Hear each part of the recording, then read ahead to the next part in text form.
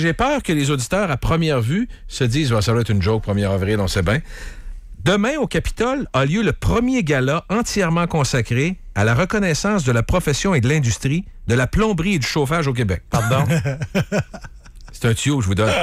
Facile. Tout est tuyau. On va en parler. Ça commence tout de suite, les jokes. On en parle avec Karen Berthiaume, qui est associée au Bureau de Québec de Maburco. Bonjour. Bonjour. C'est quoi ce Maburco? Maburco, juste pour vous situer, là, c'est que c'est normal, si vous nous connaissez pas, c'est tout simplement qu'on est un grossiste en plomberie chauffage. Okay. Alors, nous, on n'est pas un magasin de détail. On s'adresse essentiellement carrément aux entrepreneurs qui font l'installation de la tuyauterie, là. Bon, que ce soit les plombiers ou les entrepreneurs en chauffage. C'est un poisson d'avril, votre activité demain? Absolument pas. Au contraire.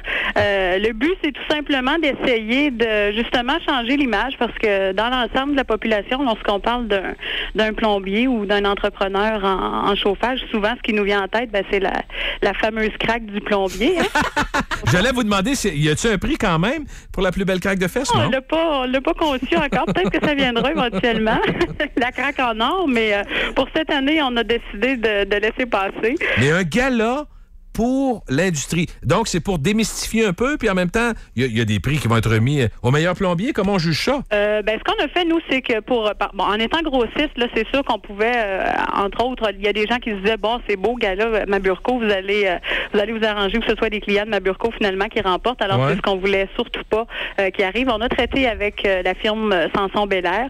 Eux ont émis des critères de sélection, essentiellement basés, je dirais, sur les compétences professionnelles du plombier, la qualité des produits que celui-là va utiliser aussi. Est-ce que c'est un plombier qui va chercher à aller suivre des formations aussi? Parce que, il y a de tous les styles aussi, là, même dans le milieu. Il y a des gens qui sont continuellement en formation pour essayer d'être toujours à l'avant-garde, mais il y en a d'autres aussi qui ont passé leur carte il y a peut-être 25 ans puis qui ont probablement jamais non plus retourné là où que ce soit pour essayer d'aller chercher de l'information additionnelle. Alors, c'est tous ces facteurs-là, ces critères de sélection-là qui sont entrés en ligne de compte pour faire la sélection carrément des lauréats. Les métiers, quand même, Mme Berthiaume, sont de plus en plus populaires, qu'on le veuille ou non. Il y a bien des gens qui prennent des cours, justement, pour aller chercher leur carte, leurs compétences là-dedans, sachant que c'est assez bien payé maintenant.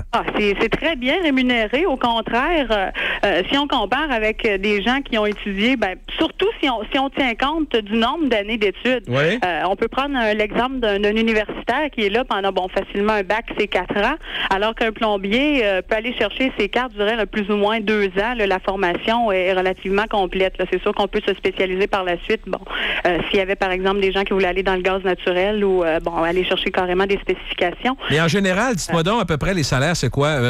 En gros, là, un plombier ou un entrepreneur en système de chauffage? Ça dépend toujours des compétences. C'est-à-dire que il y a des critères qui sont préétablis. Entre autres, un plombier qui va aller en formation va d'abord être un apprenti, première année, deuxième année, troisième année, jusqu'à ce qu'il soit compagnon. Le compagnon, c'est réellement celui qui est autorisé là, à faire tout type d'installation. Là. Disons que c'est lui qui est formé là, de A à Z.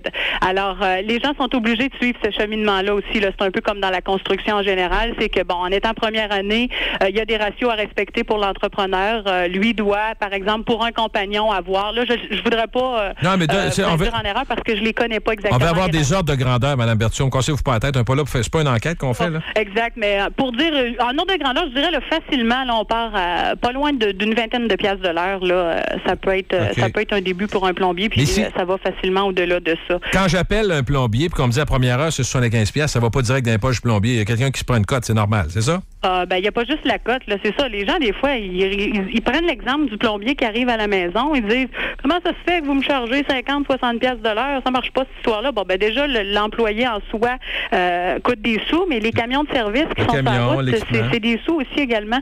Alors, pour l'entrepreneur, il y a quand même beaucoup, je dirais, de frais là, à l'extérieur du métier en soi ou des travaux qui sont effectués sur place.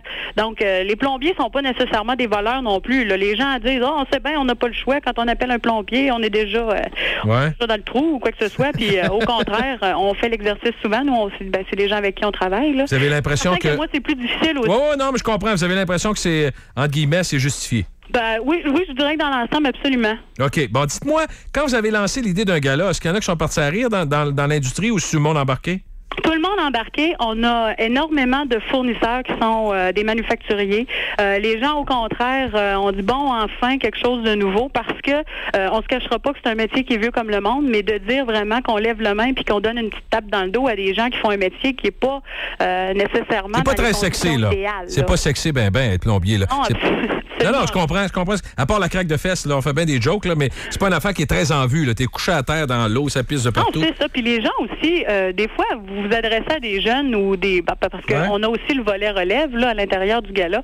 On a voulu encourager des étudiants qui vont aller étudier carrément dans un métier, mais c'est que on se dit souvent comment ça se fait que l'entrepreneur plombier, à part celui qui est réellement l'entrepreneur, le chef de l'entreprise, lui, va en parler à tout le monde. Mais souvent, des fois, les gens de métier n'osent même pas dire qu'ils sont un plombier ou qu'ils sont un entrepreneur. Ils sont gênés d'un statut qui peut être vu comme quelque chose. Okay. Alors, nous autres, le but du gala, c'était tout simplement de dire, écoutez, un gala, ça s'adresse pas juste là au Métro Star. Là. On est capable de dire, écoutez, ce que vous faites, vous le faites bien, vous êtes des professionnels dans votre domaine, pourquoi pas tout simplement vous donner des prix puis aller carrément souligner le professionnalisme de ces gens-là dans l'ensemble. Y a-tu des femmes plombiers, Mme Berthiaume? Il y en a quelques-unes, mais elles sont pas très nombreuses. Hein. Je dirais que dans l'industrie en général, là, même c'est assez gars. Toutes catégories confondues, là, les femmes sont très, très rares. Mais ça s'en vient tranquillement. Il y en a beaucoup plus, je dirais, peut-être du côté des ingénieurs. Mais vraiment, dans les installations, là, tranquillement, on vient vers là, mais c'est pas tout le monde. OK. Bon, dites-moi, est-ce que c'est des femmes qui ont des pinches ou c'est la vieille mâle? Non. Justement, on en a une dans le gala qui est... parce que le gala, c'est un gala provincial. On a une finaliste de la région de Montréal qui en est une. C'en est une plombière. Elle est en 3e année. Et puis, sans la connaître, parce que nous, on est le bureau de Québec. OK. Vous m'en reparlerez, qu'est-ce qu'elle avait l'air, voici. C'est justement... J'ai eu la même réflexion. Oh, vous n'êtes pas correct. Moi, je dois dire des niaiseries, mais pas vous. Le dossier. Et puis, au contraire, super de belles filles, vraiment féminines, là. C'est bien loin des idées préconçues qu'on peut avoir en tête. Bon, à quoi ça va ressembler le gala, là? Ça ressemble-tu à un autre gala que nous autres, on est habitués de voir, un Métro Star, un gala de la disque? Faites-vous une grande soirée, des spectacles, des ça? Comment ça marche? Bon, il n'y a pas vraiment de grands spectacles de variété. Compte tenu du fait que le gala est un gala provincial, on a des finalistes dans toutes les régions. Dans l'Est, dans le centre. Nous, on a divisé la province en 3. Alors, il y aura des prix qui vont être remis pour l'Est du Québec, le centre et l'Ouest. Donc, ça fait déjà, en partant, beaucoup de finalistes.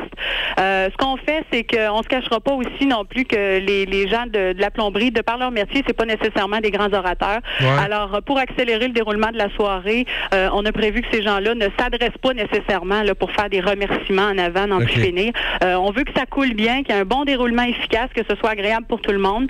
On a un animateur qui est le comédien Marcel Leboeuf. Marcel Leboeuf, lui, est là justement pour faire un peu aussi des brides de toutes sortes de conférences que lui peut faire sur la passion du métier. Là. Il n'y a pas vraiment de spectacle là, grandiose, là, si ce n'est que la remise de prix, puis finalement une belle soirée où toute l'industrie de la province peut se réunir, là, que ce soit l'installateur ou le manufacturier du produit aussi. Là. Ça va être plein? Avez-vous 1200-1300 personnes? Non, nous, on a la formule banquet, donc on s'est limité c'est quand même au cabaret, au théâtre du Capitole et non au cabaret. OK. Et puis, on a 432 personnes. OK, parfait. Personnes assises. Y a-t-il un prix pour... à la salle du bas. Y a-t-il un prix pour le travail au noir?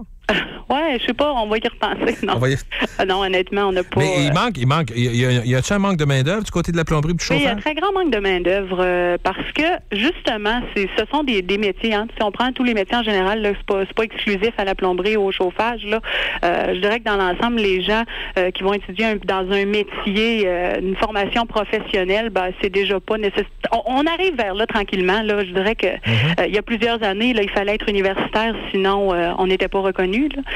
Aujourd'hui, c'est peut-être moins vrai, mais il y a quand même encore cette problématique-là qui est très présente et c'est pour ça qu'on a prévu là, le volet relève pour essayer d'encourager les jeunes à aller là-dedans et à dire, écoutez, là, ce que je fais, là, ça vaut bien ce que le dentiste ou le notaire fait au coin de la rue. Là. Mais honnêtement, il y a bien des gens qui nous entendent aujourd'hui qui, sachant qu'en faisant un peu d'études puis en travaillant de façon consciente, tu peux partir à 20-25 piastres de l'heure. C'est mieux que bien des jobs. Bon, tu es d'accord avec... Absolument. Hein? Comme je disais, c'est toujours aussi aussi, si on fait le ratio par rapport au nombre d'années d'études et puis à l'endettement, là, quelqu'un qui prend une formation professionnelle pendant 2 ans, qui se retrouve sur le marché du travail à 20-25 $ de l'heure,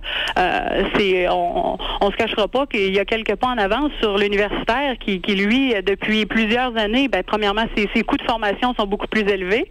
Puis deuxièmement, c'est pas parce qu'il a son diplôme en main que le lendemain matin, il va être sur le marché du travail, contrairement aux gens de métier, comme le taux de placement, là, je ne voudrais pas vous induire en erreur, je le connais pas exactement, mais je sais que le taux de placement est très, très bon aussi là, pour... ça frôle les 90 %. Il n'y a aucun doute dedans. C'est juste que c'est toujours, comme je vous dis, là, c'est le ratio là, des compagnons. Il y a des apprentis, des fois, qui disent « Non, c'est même pas vrai. Moi, je suis apprenti puis je suis pas capable de me placer. » Mais ça arrive compte tenu du fait que l'entrepreneur, lui, selon les normes qui sont établies avec la Régie du bâtiment et tout ça, lui doit respecter pour un compagnon, je pense qu'il n'a pas le droit d'avoir, supposons, plus que 2 apprentis. Alors, il y a toujours ce ratio-là. Là, puis ce qui fait qu'il y a une problématique de main-d'œuvre, c'est qu'on a beaucoup plus d'apprentis pour le nombre de compagnons. Alors, c'est les normes, là, à quelque part, qui devraient peut-être être réajustées éventuellement. Faire un gala de l'excellence, Mme Berthiaume, est-ce que les syndicats de métier vont aimer ça? Qu'on dit, toi, t'es bon, toi, t'es meilleur qu'un autre? Il me semble que les syndicats, c'est plutôt le plus social possible, tout le monde pareil? Oui, je comprends, mais c'est justement le fait, le gala, lui, on va remettre les prix à l'entreprise. On s'adresse pas vraiment à l'individu. Ah, vous contournez le problème. C'est que c'est pas de contourner le problème, c'est tout simplement que ça devient difficile aussi de juger là comment cet individu-là, dans le cadre de l'entreprise, est meilleur qu'un autre. Ouais. Oui, bon, il y a des compétences et tout ça, mais il y a tout un peu plein de facteurs autour de l'individu. Là, il y a le matériel d'utiliser. Si l'individu, lui, a le souci de la qualité du produit qui est installé, mais que son patron par en arrière dit non, ça, on n'en installe pas, ça, parce que ça, c'est plus payant, ou vice-versa. Ça, c'est toutes sortes de facteurs. Fait que ça devient difficile aussi pour nous autres de dire un tel est bon, l'autre l'est moins. Alors, ce qu'on a fait, puis de toute façon, c'était une première aussi. Hein, on savait pas trop où est-ce qu'on se dirigeait là-dedans, puis on savait pas comment les gens allaient répondre non plus. Qui juge? Qui juge, Mme Berthiaume? Oui. C'est qui juge? C'est la firme Sanson-Belair. OK, c'est eux autres qui ont fait... OK. Exactement. Parfait. C'est des gens qui sont restés carrément dans l'anonymat.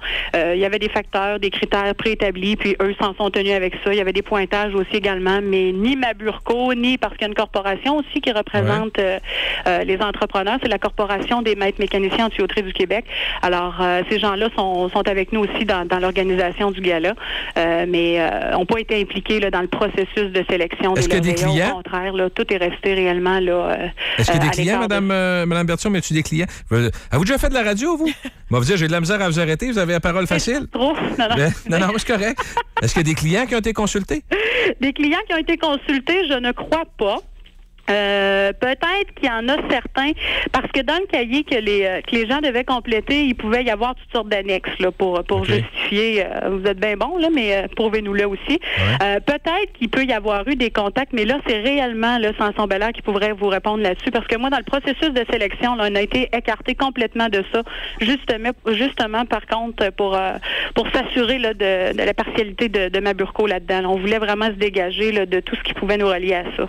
Merci beaucoup de nous avoir parlé, puis bon gala. Merci aussi. Au revoir. Merci du tuyau. Bye-bye. Bye-bye. Karen Berthiaume, facile. Regarde. Non, mais l'ancienne vie, il faut que ça ressorte de temps en temps. Oui. Sort de ce corps. Chasser le naturel et revient au galop. Alors, le gala Maburco, c'est le gala des plombiers et du chauffeur. Mais c'est drôle qu'elle ait dit ça. Elle nous a coupé, elle nous a scié les jambes en commençant. En disant, ben là, les craques de fesses, il faut changer l'image. On allait aller sur cette traque-là, bien sûr. Pas pour être plate, en fait, mais il va y avoir du pick-up en tabarnouche dans le stationnement. Là. Ça, c'est sûr. C'est rien à faire, les gars, les stationnement d'Urville? Oui, ça va être full. Toutes les tripes, 150, les ci, les ça. Regarde, des pick-up classe, pareil. Là. Oui. Mais c'est de la machine souvent. Là. Avec les, comment t'appelles ça, les choses en la boîte. La boîte en arrière. La boîte en fibre, oui. Le rack à échelle. Puis, Ah ouais, tout est là, c'est réglé, c'est sûr. Alors demain soir, si vous voyez du pick-up en ville, tout près de... C'est sûr, hein? Qui s'en vont au gala ou qui sortent du gala, tassez-vous de là. Est-ce qu'il y a des gens là-dedans, est-ce qu'on pourrait être assez cliché pour imaginer que très peu sont toujours au Capitole? Non, il y a quand même... on sort pareil. Mais en même temps, ils ont de l'argent! Ben oui, faut arrêter d'avoir des idées préconçues. Juste parce qu'en même temps, c'est la grandeur de la province. Fait que c'est sûr qu'il y en a peut-être qui n'ont jamais mis les pieds au Capitole, mais c'est pas parce qu'ils sont pas intéressés. Là. Elvis, il est où? Ils vont rentrer. Elvis, il est où? Présentez-moi Elvis. Alors, attention, en fin de semaine, j'ai des billets pour la projection.